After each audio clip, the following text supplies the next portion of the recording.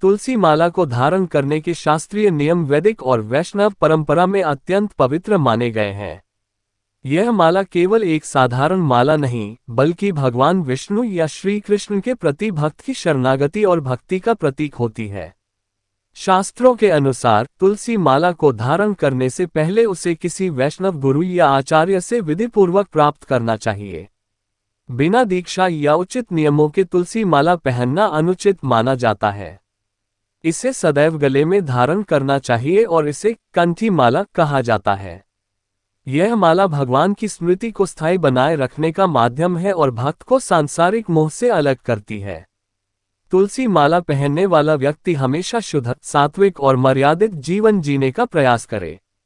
उसे मांस, मदिरा, तामसिक भोजन, जुआ, परस्त्रीगमन और अन्य अशुद्ध कार्यों से पूरी तरह दूर रहना चाहिए।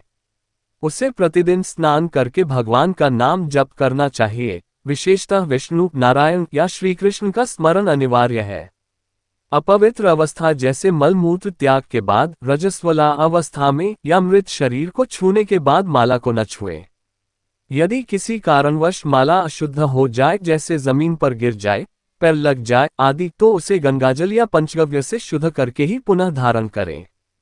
कुछ परंपराओं में तुलसी माला को स्नान करते समय या सोते समय नहीं उतारा जाता, लेकिन यदि कोई साबुन आदि का प्रयोग कर रहा हो तो उसे उतारकर पवित्र स्थान पर रखना चाहिए।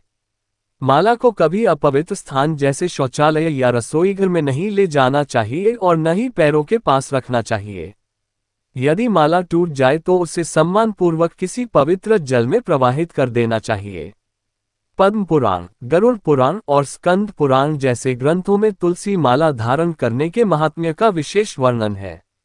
यह माना गया है कि जो व्यक्ति तुलसी माला धारण करता है वह यमदूतों से मुक्त रहता है, उसे पापों से मुक्ति मिलती है और अंत में वह भगवान के चरणों में स्थान पाता है। इस प्रकार तुलसी माला धारण करना न केवल एक आध्यात्मिक अभ्यास है, बल्कि यह एक जीवनशैली का भी प्रतीक है, जिसमें भक्ति, शुद्धता और भगवान के प्रति पूर्ण समर्पण होता है।